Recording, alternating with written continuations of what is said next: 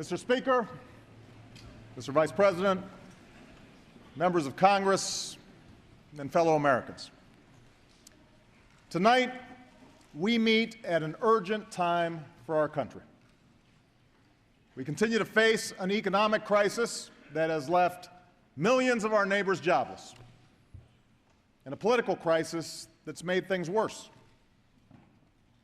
This past week, reporters have been asking, what will this speech mean for the President? What will it mean for Congress? How will it affect their polls and the next election?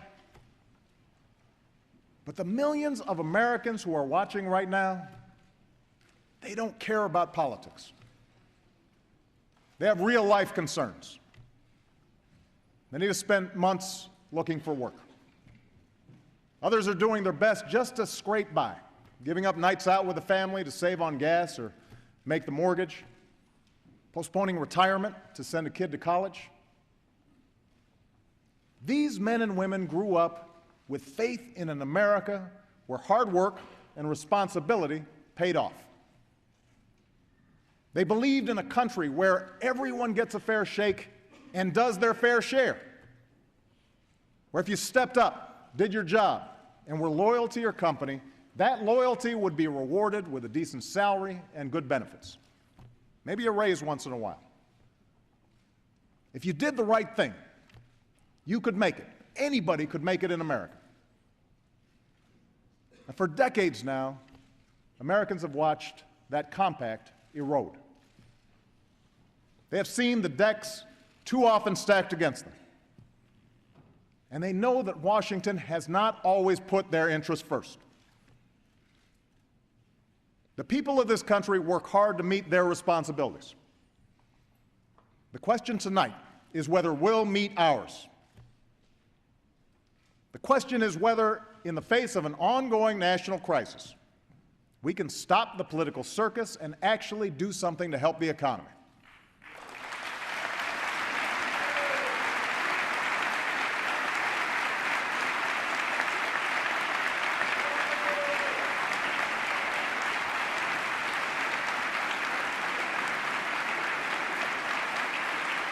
The question is whether we can restore some of the fairness and security that has defined this nation since our beginning. Those of us here tonight can't solve all our nation's woes. Ultimately, our recovery will be driven not by Washington, but by our businesses and our workers. But we can help. We can make a difference. There are steps we can take right now to improve people's lives. I am sending this Congress a plan that you should pass right away. It's called the American Jobs Act. There should be nothing controversial about this piece of legislation. Everything in here is the kind of proposal that's been supported by both Democrats and Republicans, including many who sit here tonight. And everything in this bill will be paid for. Everything.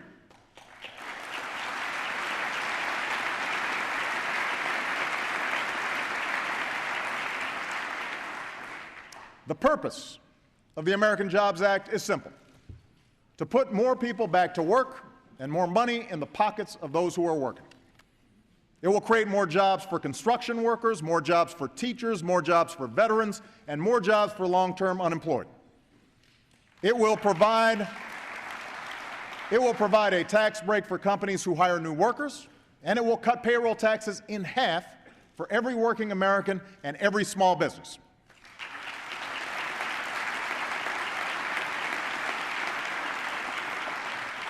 It will provide a jolt to an economy that has stalled and give companies confidence that if they invest and if they hire, there will be customers for their products and services. You should pass this jobs plan right away.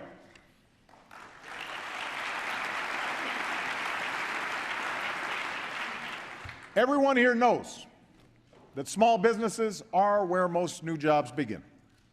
And you know that while corporate profits have come roaring back, smaller companies haven't.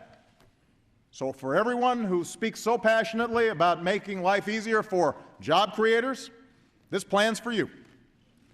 Pass this jobs bill. Pass this jobs bill, and starting tomorrow, small businesses will get a tax cut if they hire new workers or if they raise workers' wages. Pass this jobs bill, and all small business owners will also see their payroll taxes cut in half next year. If you have 50 employees making an average salary, that's an $80,000 tax cut. And all businesses will be able to continue writing off the investments they make in 2012. It's not just Democrats who have supported this kind of proposal. 50 House Republicans have proposed the same payroll tax cut that's in this plan. You should pass it right away.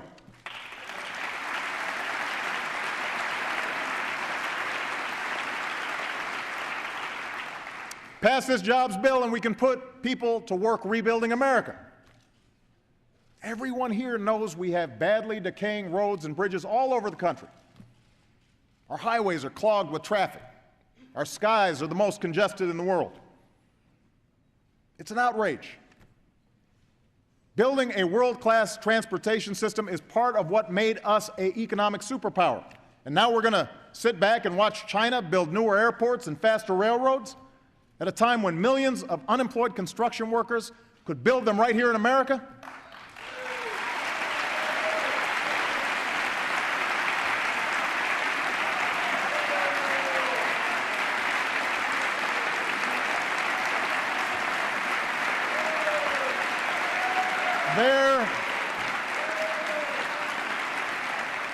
There are private construction companies all across America just waiting to get to work. There's a bridge that needs repair between Ohio and Kentucky that's on one of the busiest trucking routes in North America. A public transit project in Houston that will help clear up one of the worst areas of traffic in the country. And there are schools throughout this country that desperately need renovating. How can we expect our kids to do their best in places that are literally falling apart?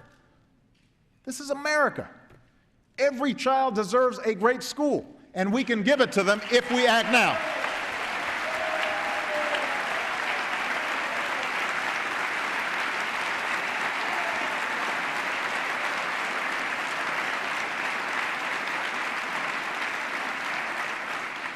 The American Jobs Act will repair and modernize at least 35,000 schools. It will put people to work right now, fixing roofs and windows, installing science labs and high-speed internet in classrooms all across this country. It will rehabilitate homes and businesses in communities hit hardest by foreclosures. It will jumpstart thousands of transportation projects all across the country. And to make sure the money is properly spent, we're building on reforms we've already put in place. No more earmarks. No more boondoggles. No more bridges to nowhere. We're cutting the red tape that prevents some of these projects from getting started as quickly as possible. And we'll set up an independent fund to attract private dollars and issue loans based on two criteria: how badly a construction project is needed and how much good it will do for the economy.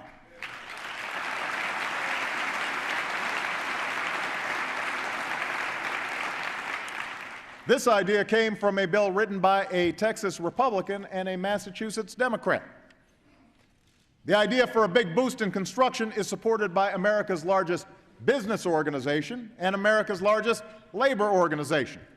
It's the kind of proposal that's been supported in the past by Democrats and Republicans alike.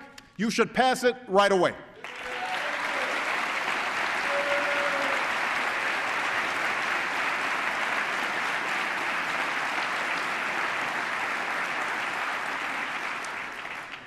Pass this jobs bill, and thousands of teachers in every state will go back to work.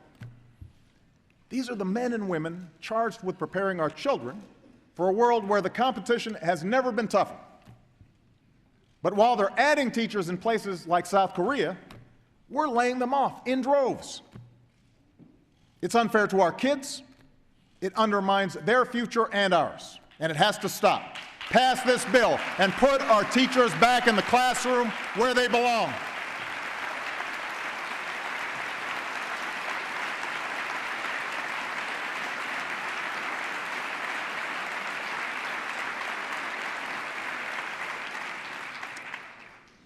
Pass this jobs bill, and companies will get extra tax credits if they hire America's veterans. We ask these men and women to leave their careers, leave their families, risk their lives to fight for our country. The last thing they should have to do is fight for a job when they come home.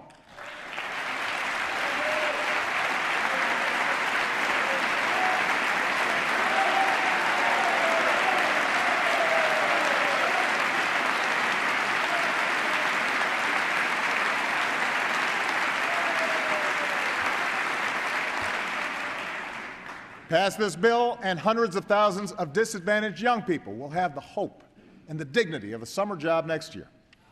And their parents,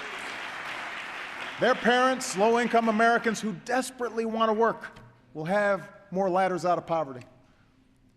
Pass this jobs bill, and companies will get a $4,000 tax credit if they hire anyone who has spent more than 6 months looking for a job.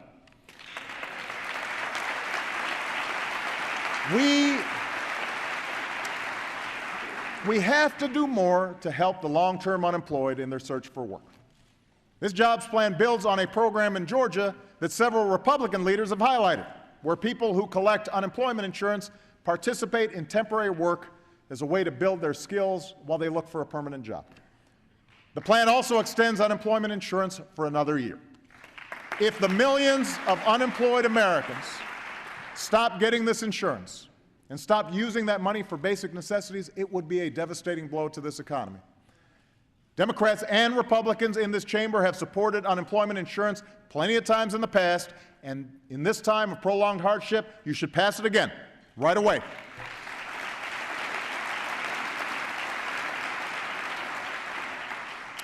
Pass this jobs bill, and the typical working family will get a $1,500 tax cut next year. $1,500 that would have been taken out of your pocket will go into your pocket. This expands on the tax cut the Democrats and Republicans already passed for this year. If we allow that tax cut to expire, if we refuse to act, middle-class families will get hit with a tax increase at the worst possible time. We can't let that happen. I know that some of you have sworn oaths to never raise any taxes on anyone for as long as you live. Now is not the time to carve out an exception and raise middle-class taxes, which is why you should pass this bill right away.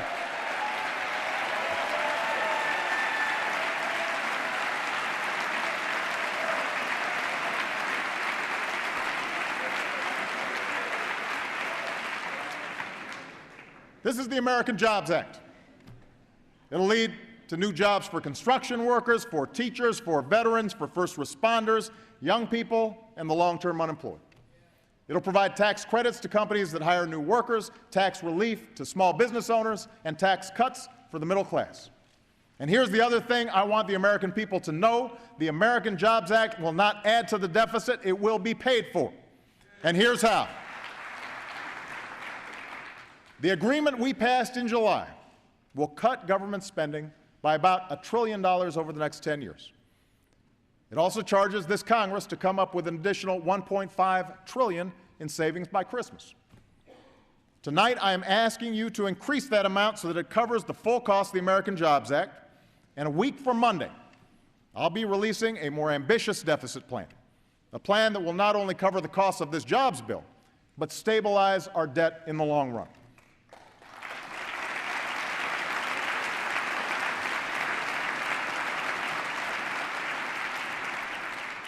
This approach is basically the one I've been advocating for months. In addition to the $1 trillion of spending cuts I've already signed into law, it's a balanced plan that would reduce the deficit by making additional spending cuts, by making modest adjustments to health care programs like Medicare and Medicaid, and by reforming our tax code in a way that asks the wealthiest Americans and biggest corporations to pay their fair share.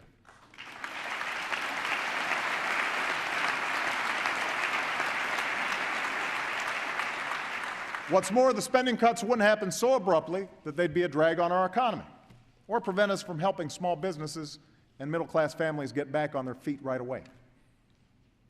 Now, I realize there are some in my party who don't think we should make any changes at all to Medicare and Medicaid, and I understand their concerns. But here's the truth. Millions of Americans rely on Medicare in their retirement, and millions more will do so in the future. They pay for this benefit during their working years. They earn it. But with an aging population and rising healthcare costs, we are spending too fast to sustain the program. And if we don't gradually reform the system while protecting current beneficiaries, it won't be there when future retirees need it. We have to reform Medicare to strengthen it. I'm also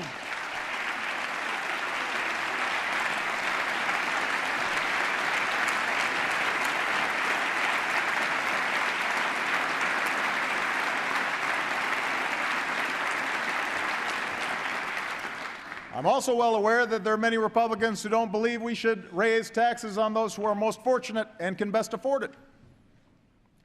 But here's what every American knows.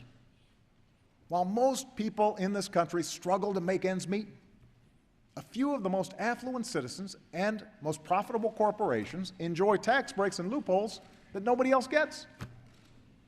Right now, Warren Buffett pays a lower tax rate than his secretary, an outrage he has asked us to fix. We need a tax code where everyone gets a fair shake and where everybody pays their fair share.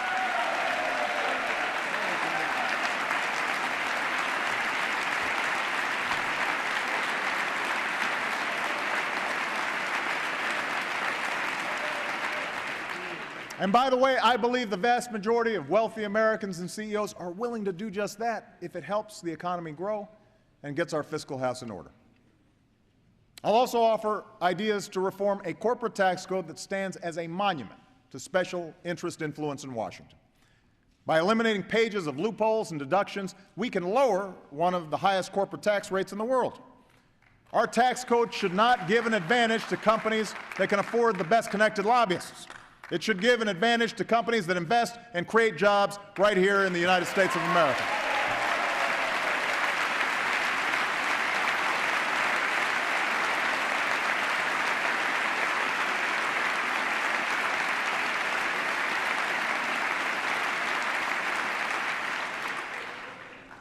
So we can reduce this deficit, pay down our debt, and pay for this jobs plan in the process. But in order to do this, we have to decide what our priorities are. We have to ask ourselves, what's the best way to grow the economy and create jobs? Should we keep tax loopholes for oil companies? Or should we use that money to give small business owners a tax credit when they hire new workers? Because we can't afford to do both.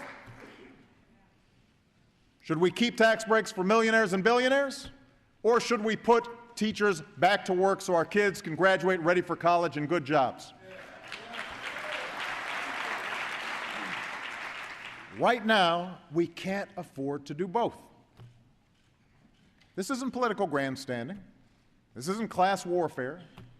This is simple math. This is simple math. These are real choices. These are real choices that we've got to make, and I'm pretty sure I know what most Americans would choose. It's not even close. And it's time for us to do what's right for our future.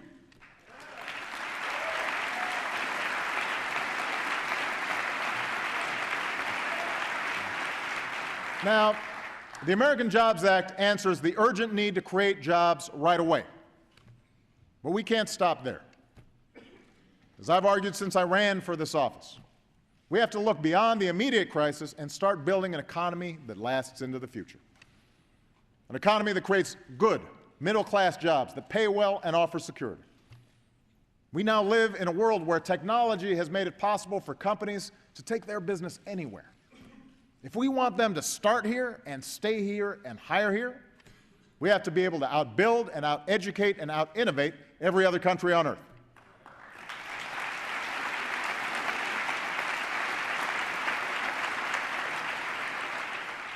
And this task of making America more competitive for the long haul, that's a job for all of us, for government and for private companies, for states and for local communities, and for every American citizen. All of us will have to up our game.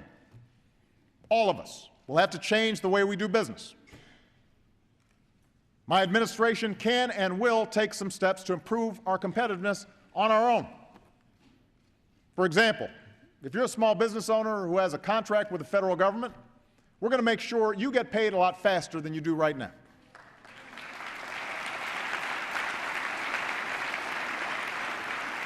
We're also planning to cut away the red tape that prevents too many rapidly growing startup companies from raising capital and going public. And to help responsible homeowners, we're going to work with federal housing agencies to help more people refinance their mortgages at interest rates that are now near 4%. That's a step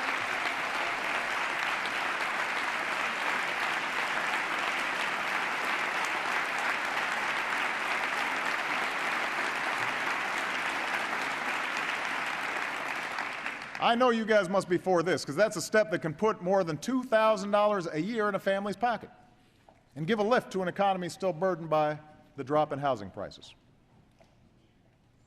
So some things we can do on our own.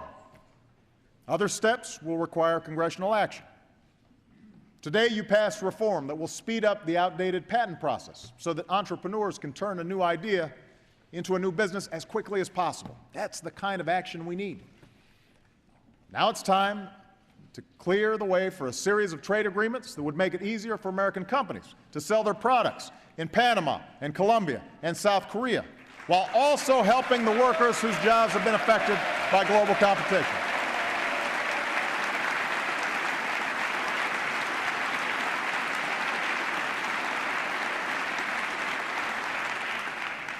If Americans can buy Kias and Hyundais, I want to see folks in South Korea driving Fords and Chevys and Chryslers.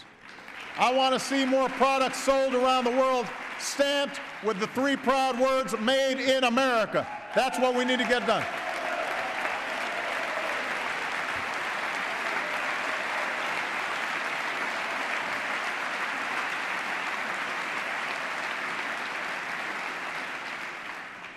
And on all of our efforts to strengthen competitiveness, we need to look for ways to work side by side with America's businesses. That's why I brought together a Jobs Council of leaders from different industries who are developing a wide range of new ideas to help companies grow and create jobs. Already we've mobilized business leaders to train 10,000 American engineers a year by providing company internships and training. Other businesses are covering tuition for workers who learn new skills at community colleges. And we're going to make sure the next generation of manufacturing takes root not in China or Europe, but right here in the United States of America.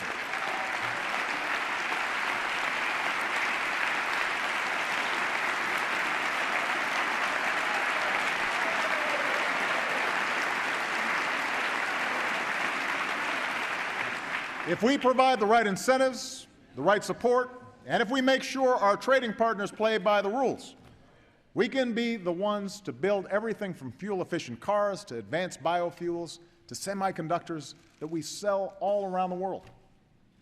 That's how America can be number one again. And that's how America will be number one again.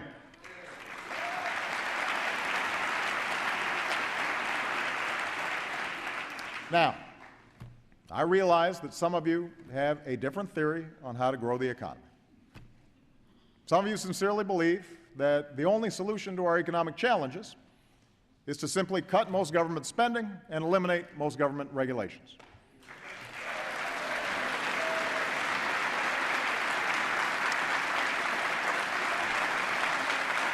And, well, I agree that we can't afford wasteful spending, and I'll work with you, with Congress, to root it out. And I agree that there are some rules and regulations that do put an unnecessary burden on businesses at a time when they can least afford it.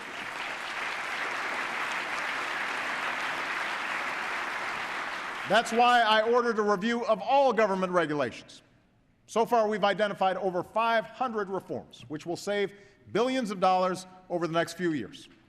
We should have no more regulation than the health, safety, and security of the American people require. Every rule should meet that common sense test.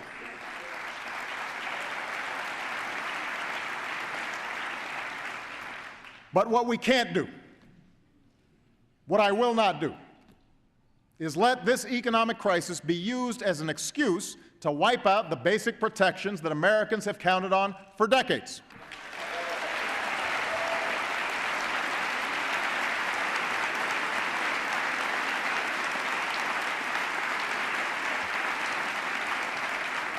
I reject the idea that we need to ask people to choose between their jobs and their safety.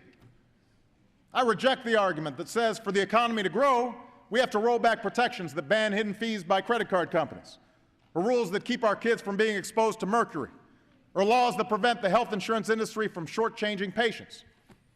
I reject the idea that we have to strip away collective bargaining rights to compete in a global economy.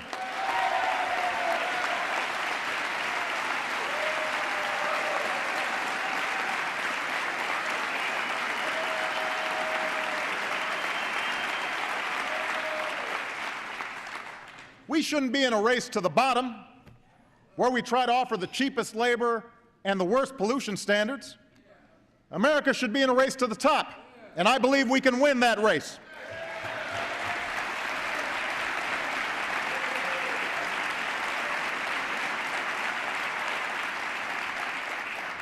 In fact, this larger notion that the only thing we can do to restore prosperity is just dismantle government, refund everybody's money, and let everyone write their own rules and tell everyone they're on their own, that's not who we are. It's not the story of America. Yes, we are rugged individualists.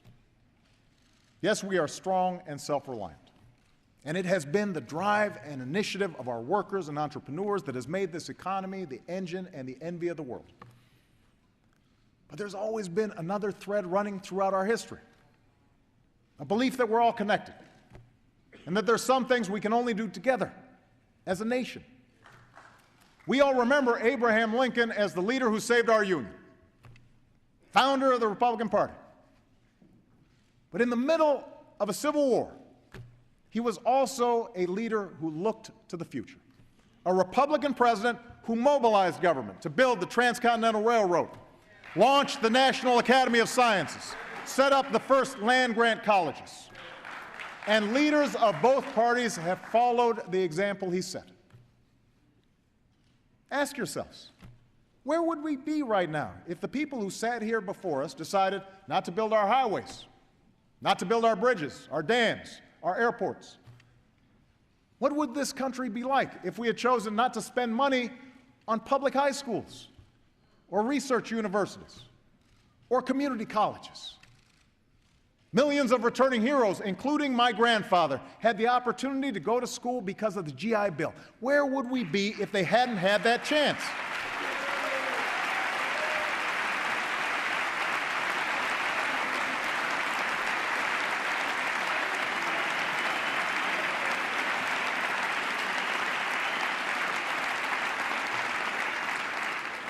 How many jobs would it have cost us if past Congresses decided not to support the basic research that led to the internet and the computer chip? What kind of country would this be if this chamber had voted down Social Security or Medicare just because it violated some rigid idea about what government could or could not do? How many Americans would have suffered as a result? No single individual built America on their own. We built it together. We have been and always will be one nation, under God, indivisible, with liberty and justice for all, a nation with responsibilities to ourselves and with responsibilities to one another. And members of Congress, it is time for us to meet our responsibilities.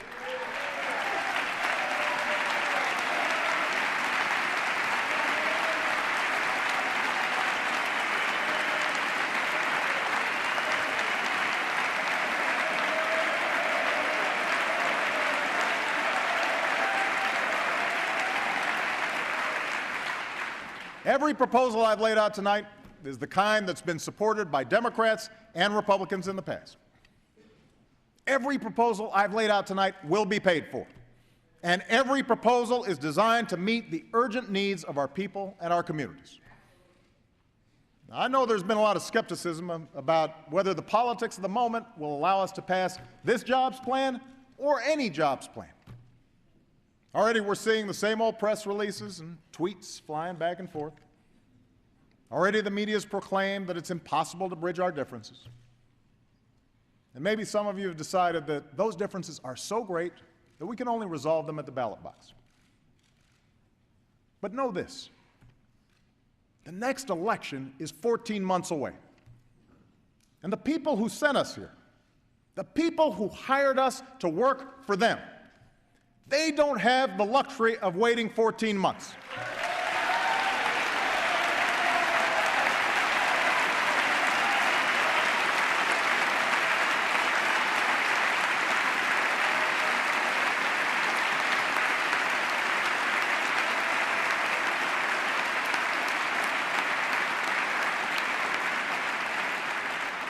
Some of them are living week to week, paycheck to paycheck, even day to day. They need help, and they need it now.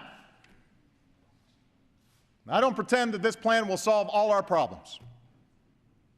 It should not be, nor will it be, the last plan of action we propose. What's guided us from the start of this crisis hasn't been the search for a silver bullet. It's been a commitment to stay at it, to be persistent, to keep trying every new idea that works, and listen to every good proposal, no matter which party comes up with it. Regardless of the arguments we've had in the past, regardless of the arguments we will have in the future, this plan is the right thing to do right now. You should pass it, and I intend to take that message to every corner of this country.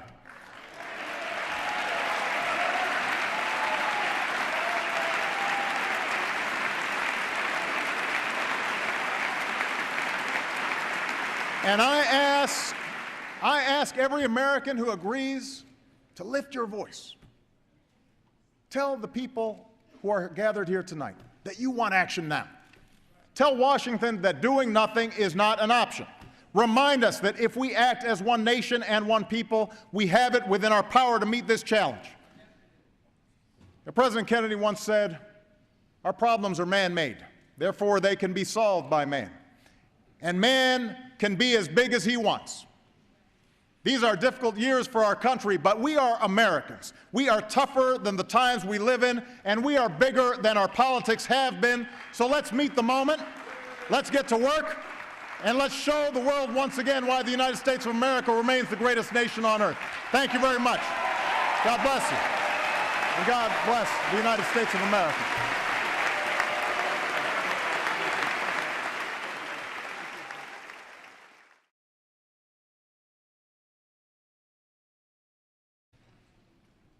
They have real-life concerns.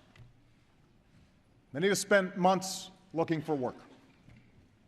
Others are doing their best just to scrape by, giving up nights out with the family to save on gas or make the mortgage, postponing retirement to send a kid to college. These men and women grew up with faith in an America where hard work and responsibility paid off. They believed in a country where everyone gets a fair shake and does their fair share, where if you stepped up, did your job, and were loyal to your company, that loyalty would be rewarded with a decent salary and good benefits, maybe a raise once in a while. If you did the right thing, you could make it. Anybody could make it in America. And for decades now, Americans have watched that compact erode. They have seen the decks too often stacked against them. And they know that Washington has not always put their interests first. The people of this country work hard to meet their responsibilities. The question tonight is whether we'll meet ours. The question is whether, in the face of an ongoing national crisis, we can stop the political circus and actually do something to help the economy.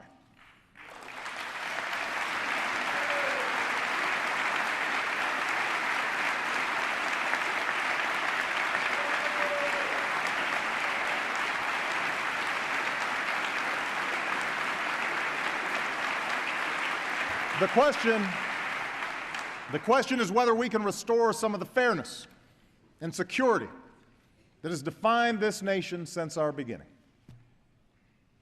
Those of us here tonight can't solve all our nation's woes. Ultimately, our recovery will be driven not by Washington, but by our businesses and our workers. But we can help. We can make a difference. There are steps we can take right now to improve people's lives. I am sending this Congress a plan that you should pass right away. It's called the American Jobs Act. There should be nothing controversial about this piece of legislation. Everything in here is the kind of proposal that's been supported by both Democrats and Republicans, including many who sit here tonight. And everything in this bill will be paid for. Everything.